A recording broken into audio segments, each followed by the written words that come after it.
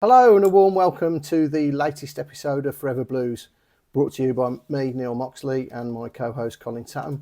We're going to go straight into it. Before we do, obviously a grateful thanks to Davison's Law as per usual. Today we're going to dissect the Wrexham game, Cole. What were your thoughts? To go Svengoran and Eriksson, not a good first half, better second half. It was. I think Blues finished the game the stronger, the more likely to win it, and to basically come away with a point, much improved after the break. Bearing in mind that the previous 3 away games, defeats, no goals and few shots. It was good. It was okay. I think Blues will take that. I think most people who watch the game will take that as well going into the international break. Yes, there's room for improvements and bits to work on, namely the opening goal for Wrexham, set piece. Yeah. 6th time this season, conceded from a set piece. After that, actually, Blues dealt with that threat well. Yeah. But the goal, 20 seconds into the second half, that really set the template and the tone, really, didn't it? It was much needed, obviously. But Blues built upon that and played a little with a bit more. They were more sprightly second half, moved the ball quicker, moved it forward better, got down the sides, and like I said, if there was a team that was likely to win, I think it would have been Blues. So all in all, you take the point, move on, regroup, international break, and go again. Yeah, I think it was important to get something from the game, wasn't it, really? Because, the last 3 away outings had been pretty insipid, to say the least, particularly the one against Coventry. And I know Phil Parkinson made the point that they too had 3 games in 7 days. I thought it was a pretty good performance. What I will say is, there are turning points in matches, generally speaking. Had Lewis O'Brien's shot gone in that first half when Blues were, I thought, miles off the pace, it would have been really interesting to see the reaction. That's not me being negative, by the way. That's just, stating a fact as it was. It didn't happen, and they managed to regroup. And to be fair, they did. I think after about half an hour, 35 minutes, when Demarai started getting to a bit more, I did feel that the momentum in the game shifted slightly towards Blues. Yeah, like you said, there's always moments in the game, aren't there? And that O'Brien chance so soon after the opening goal. I think Mark Leonard played a sort of round the corner pass, a bit blind, didn't he? Yeah. James Beadle saved it. That was a key moment, as you said. And again, going into the game, obviously, Chris Davies, and I said this before in a previous pod, one thing he is, if he's going to make changes, he's decisive. He's not dying wondering. No. And obviously, I think when we all saw the team and the team sheet, it was like, that's very interesting. Yeah. Yes, Ryan Allsop hadn't covered himself in glory in the previous couple of matches, but I don't think any of us expected him to change the goalkeeper, especially going away to Wrexham on a Friday night, knowing their style as well.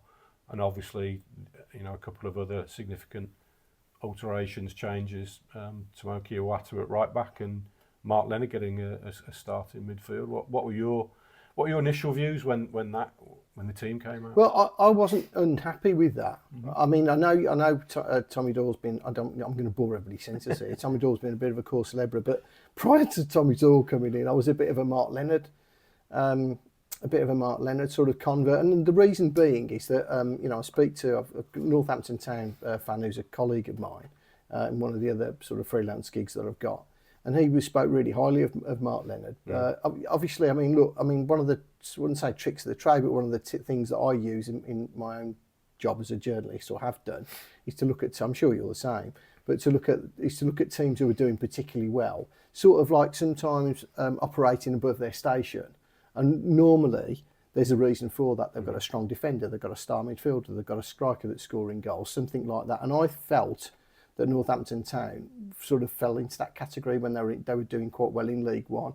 And obviously, Leonard was a core part of that team. And I was really, really quite heartened by the fact that Blues had taken a chance on somebody who'd still potentially got some development in them, and also was playing at a high level and would aspire to play at a high level as well. He's still quite young. Do you know what I mean, in terms of his age and stuff? And I'm really pleased that Chris Davies has given him an outing. What were your thoughts on Leonard?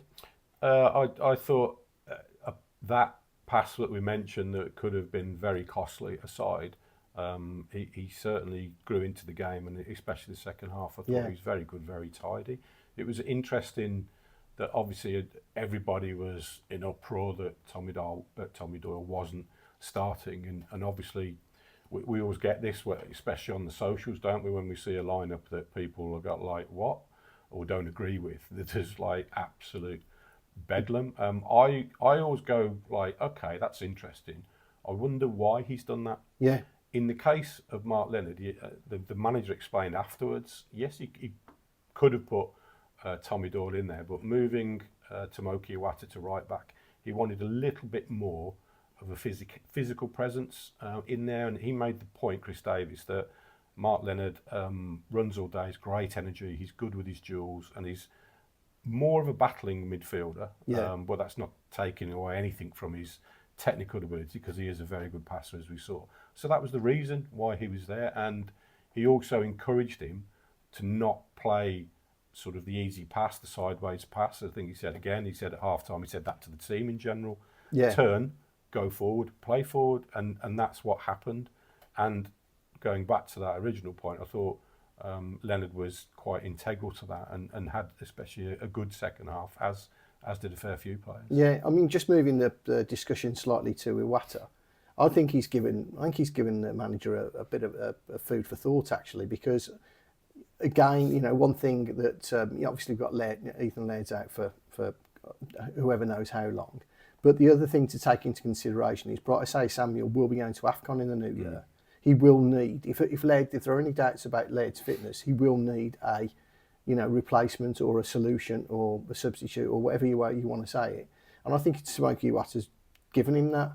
I think I thought he's a powerful player, Tomoki. If you've ever stood next to him, you know you can feel the power coming off him. But if I know that sounds strange to people, but it sounds very strange. You sort of can, I think. But the top and bottom of it, I'm going brushing here now because people are thinking some homoerotic points I've just made.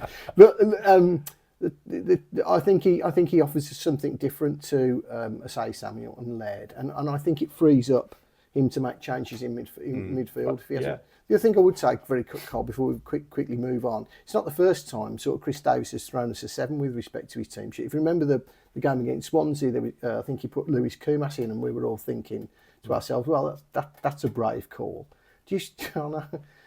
We've touched upon this a number of times. Do you think now we're sort of 8 or 9 games in, do you think he knows what his best team is still? Possibly not, but I think his selections are on a needs-must basis in terms of where the team's at, the results, what they need to do, as per the case at Wrexham.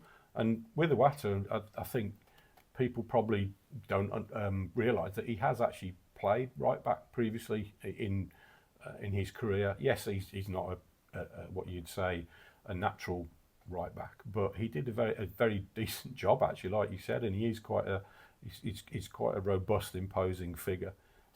I think we said previously that I wonder if he's going to go down the Phil Neumann playing there on the right, like he did with Christian Bielik, but he went that way, and like you said, it frees up other options for the midfield as well. And let's not forget the other massive call was James Beadle making his league debut for Blues. What did you make of his performance and his overall, I don't know, demeanour, maybe his presence? What do you think? Yeah, I mean, I've seen the 2 home games that he played in the Carabao Cup, and I thought he acquitted himself pretty well. I mean, everybody will look at the Gus Hamer thing, but I think that was a strike out of absolutely nothing. And I've watched that back on numerous occasions, probably like most Blues fans have. I can't really find too much fault with his positioning because, it looked as though when the ball broke in midfield that somebody might play the ball through. So I thought he threw it right through the centre. So I thought his positioning wasn't really at fault. It was just, a super hit. And he made a couple of saves in the Port Vale game. I thought that were commendable as well. We don't see, football clubs, and what people don't really appreciate is there's 22, 24 alpha males in there, all chomping at the bit, all desperate to prove, to get on the pitch for the club and for their own selfish reasons, because it's their careers, and unless they can get on the pitch and showcase their talent, they're not going to get, they're not going to get game time, and they're not going to be able to advance their careers. People can't make judgments on whether or not that, they can move up a step, whether they get a new contract and all the rest of it. And sometimes we forget that, goalkeepers are the same as everybody else, but it's very difficult to measure the effectiveness or not, sometimes of a goalkeeper. And I just think that I thought it was a brave call by Davies to change him, particularly for an away game. It would have been easier potentially at home. But, if you've got faith and you think the guy deserves a crack, stick him in. So I'm quite heartened by the fact that Chris Davies has had the courage of his convictions and put him in. What did you make of the Blues Achilles heel again? Six top of the set piece conceded goals list table thing with six now, aren't they? No, aren't they? Sheffield Wednesday with 7 have overtaken. Oh right, okay. Forgot about Saturday. But, yeah, exactly. Yes, but it is an Achilles heel, as you say. Blues know about it, which we've mentioned before. They are working on it. Yeah. And again, it comes down to the individual to actually have that desire to get on the first contact, as they call it, to get there. The goal against Wrexham, it was an odd one. I think not an odd one, but Clara obviously felt he had to come to make the first challenge. Didn't get there. Then the ball was nodded to George Dobson, who was subsequently free right in front of goal. Chris Davies as well made the point thereafter. Blues did defend the set pieces well. Yeah. They were strong on them, and I think second half I did notice it looked like they may have altered a little bit. There weren't the two centre halves doings only. I think Robinson was freed and freed up to go and man mark, and there was more. They were tighter when they were man marking as well, by the looks of it. I think I may be wrong, but it looked like they tweaked it a little bit. Right. But it is an issue, isn't it? And everyone goes, sack the set piece coach, etc., etc. But then a new set piece coach is dealing with the same players who will have the same fallibilities, presumably. Yeah, clearly. So, but again, it is down to a lot of it is to the individual in that collective unit. But I mean, I'm not a fan particularly per se of zonal marking at corners. So whether Blues change that, tweak it, I don't know, but it will be interesting to see. It's not a huge problem, but it could become worse unless it is. They do find a solution for it. Something does happen, and like you said, it does need a solution. One thing I wanted to mention as well, you touched upon there, Demarai. You can see the quality he's got. You can see it, his movement, his touch. Okay, you put that shot over the bar, but in general, you can tell there's a player there. I see similar in Patrick Roberts, his movement, his appreciation of other people, his touch, and the goal. The way he took the ball on the outside of his left foot and then finished it, that was outstanding, as was the diagonal run to get there. I think, I said it before, if Gray and Roberts stay fit, you can get them into a vein of form. They could be so integral for Blues this season. Yeah, he's called the English Messi, wasn't he, at Sunderland, which was maybe overstating a little bit. But I feel that we've seen one or two glimpses now from Patrick Roberts, which suggest very much that he's going to play a big part this season. We've seen the cross to the goal that Lyndon Dykes scored, and we've seen the run and the finish at the race course, which was Exor Stockade Cast Rail, whatever they call it, which was absolutely top draw, like you said. I welcomed his arrival. Mm-hmm. I thought it was a really good move, because we don't have that ability really to unlock defences with a moment of magic. We've also seen in one of the earlier games, I can't remember which one. Was it the Swansea game, where he fed Kyogo through and he scuffed his shot, I think, didn't he? So. I think there's a moment in Stoke game similarly cutting them down the right hand side. Yeah, there was a reverse pass, wasn't there? I think it was, and Stansfield got his shot. He can do that, can't he? That he can see those pictures. Yeah, I think he's going to be extremely important as we go on, and that's sort of half what I'm sort of getting at now with asking the question about whether he knows his first choice. I think he'll want a place for Roberts in his first choice team. I think he will want a place for Gray, and he's got the ability, obviously, with the likes of Kumas and Kyogo to swap and change it, really, hasn't he? Now I thought just from them pair in particular were the standouts going forward for me. And in terms of a first choice team, I think the front line would be Gray, probably Dux, Roberts, and then Stansfield and or Kyogo. Yeah, I don't know. I don't think you can leave Stansfield out at the moment. No, I because I wouldn't say that, but I think as a two, I said before, I would persevere with Dux when he's fit and Stansfield to see how that pans out. And like you said, then you can bring the energy off the bench, which he's done. And if that can continue, and Blues, you mentioned, they finish stronger, and they do have spark plugs when they make the substitutions, which is what you want. On the flip side, I didn't think Wrexham's subs brought anything to the table, even though they took about 2 hours to get the last three on. By the looks of it, they were waiting on the sidelines. So that's another issue, isn't it? Talking about sidelines, very tenuous link there. We saw the chairman. We did see the chairman, didn't we? Resplendent in his Blues bobble hat. Yeah, very, very nice actually. Getting the drinks in, paying for the fans' booze, and then also a little bit of a half-time pep talk address. What did you make of that? Well, he's earned the right to do what he wants. He can dress how he wants, and he can address the crowd how he wants. To be honest, it's his plaything, and we saw, didn't we, last week, the news that the club had lost about £39 million in the club accounts. So somebody's footing the bill for that one, and that lands at the chairman's door. So as far as I'm concerned, if he's picking up the tab, he can say and do what he likes, really. I know some fans have seized upon it and sort of said some of my Aston Villa supporters, I wouldn't call them friends, but people I know, pointed it out with a great degree of mirth on socials on Saturday morning, saying, "What's this clown doing?" I was, sent a message back saying, "You've still won nothing. Go away, please." So no, I thought that.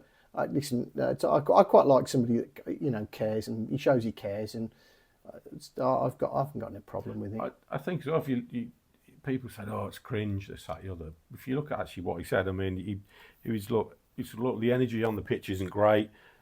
The players, they can feed off us. We've not been great either. Let's be loud and let's show them, and that we're with them. So I don't think there's anything wrong with that per se. But it's not bad, actually. That's quite a sensible message, really, isn't it? If you're going to stand there and say something. It is, and from what I can gather of the people that were there and around it, I mean, the fans were responsive. They're taking the selfies. They like the fact that Tom Wagner and the entourage, should we call them? Tom Wagner and the entourage. Sorry, the rest of the entourage. Sorry, guys. Sounds like a 1960s pop group, doesn't it? Tom Wagner and the entourage. They liked it that they were there, and I don't think there's anything wrong with it per se. And I'm sure Tom Wagner has his comments that he said in that little clip that we've seen, and to the supporters. I don't think he was best pleased with what he'd seen in the first half either. So again, he will feel it. By the way, he was right in his analysis of the game, wasn't he? There wasn't we were second best in that first half. So when he was speaking at half time, sorry, Max, just to interrupt. What I liked as well. Sorry, mate. He was like the man of the people there. He was in the terrace, on the terraces. Sorry, in and amongst it. Prior to the game, I thought his interview on Sky was very interesting.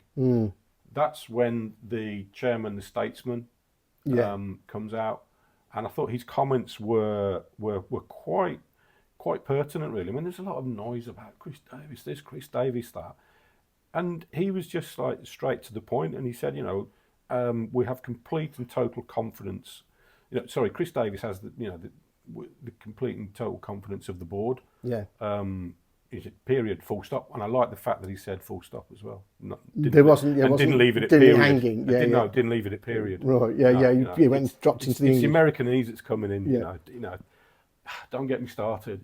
Power outage. It's a power cut. Yeah. Anyway, so I thought his message was very good, and he was also saying, they expect better, and he was, he said he didn't think anyone would. The players will know they don't think we've reached our potential. There's an element of finding the feet in this division. There's been a few injuries, a bit of bad luck. And again, another pertinent point that he said, the season doesn't really get started until it gets dark. Yeah. Dark and cold and wet, into into this winter period, really. But he was like, yeah, he expects the team to be in the thick of things. He said at the end of the season, and hopefully, if elements come together, then they go Blues' way. They can move up a level, as he sort of calls it.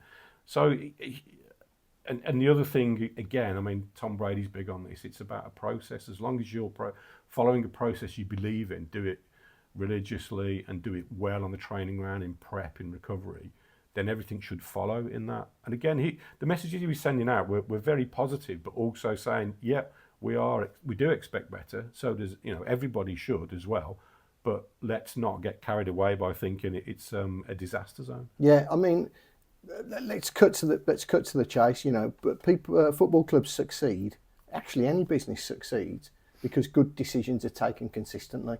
How do you qualify a good decision? Well, to be honest with you, they're generally seen on the pitch. Good decisions over recruitment, over management. Yes, there's an element of luck that's involved, with respect to injuries. But by and large, if you keep taking good decisions, eventually you'll get to where you want to go. And to be honest, it's been a hallmark of what's happened at Birmingham City over the last 10 years, in particular.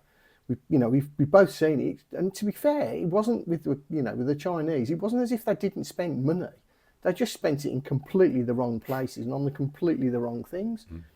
So that sort of highlights the fact that it's good decisions. Now, everybody's talking about the Sports Quarter project. Everybody's talking about when the plans are going to be, when we're going to turn over the first sod and all the rest of it. That's absolutely great. This is a long-term project.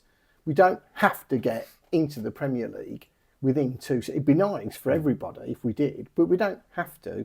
As long as we make good decisions, we'll continue to build. Eventually, you think that it will pay off. No, that's why I was a bit surprised. And at some of the people we saw, losing their minds on social media after the 2-2 draw against Sheffield Wednesday. Wasn't it great? Perhaps not. But the other thing I would say, Carl, what does it say about this team? About we've highlighted one of the negative stats about goals conceded from corners. What does it say that they're actually scoring goals late on in games? Yeah, it's 4 of the 8 now. I think after in the 90th minute or into stoppage time, Blues have finished strong in most games. They do literally, what everyone sings, fight to the end. They do look stronger. They do run harder than the opposition. I do really think that. And again, whatever you want to say about the manager or the tactics, the coaching, that there is a group of players there that they've got something. They want to fight for that shirt. Yeah. And it's a big positive, because I said this before. If you get it completely right in the 89 minutes prior to going into added time, then you'll have something going then, won't you? Yeah. But no, it is. I think we forget about it. It's not an accident that they do score goals late. They are forceful and have teams on the back foot for especially at home for large periods into those added times, stoppage times, whatever you want to call them. The other thing I think as well, you've seen it in football a lot. Teams that try to waste time in added time, it's daft, because you're just adding another minute or two on, as Sheffield Wednesday found out to their cost. Yeah. You've got to try, if you're a team defending something and you're going into added time, you just got to try to play the game as best you can, as normal as you can. Yeah, try and do a little bit of gamesmanship here and there, but don't do it. You see it so often now. Yeah. Goalie's going down. Oh, mate, you've just given the other team a bit of a breather, and then there's another minute or so added on. It's odd. I don't know, but anyway, it's just I agree with you. Any referee worth his salt is going to, or her salt, is going to look at that and say, yeah, I think to themselves subconsciously, they think they're being clever by wasting half a minute. I'll give them another minute to play. So I really don't. I've never really understood that, to be honest. Time wasting in time added on, because they can justify it, can't they? The match officials, they can say, well, you've wasted 30 seconds over the goal kick, you wasted 30 seconds, 15 seconds over the throw-in.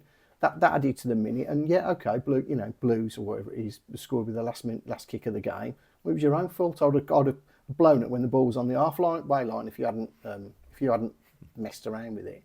So yeah, so overall, mate, I mean, so what's your big takeaway at the moment? Yeah, you know, we're 9 games in. We're coming to the second international break, and we know what happened a couple of years back after the second international break, don't we? And again, I'll just go back to those words from Tom Wagner, and he said, you know, we can't be too focused where we're sitting in the table in October.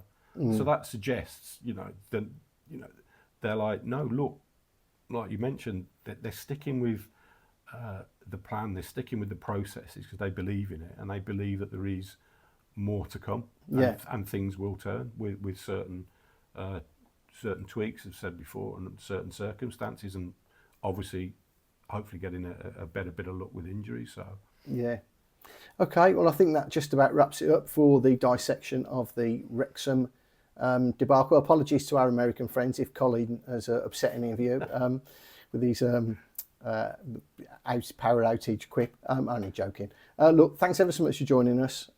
As per usual, thanks to Davison's Law and our junior partners who are AMG Logistics, Drain Tech and Bewdley Spirits. Don't forget to like, follow and subscribe to the Forever Blues website and YouTube channel wherever you can. Thanks for having us, and hopefully we'll see you again very shortly.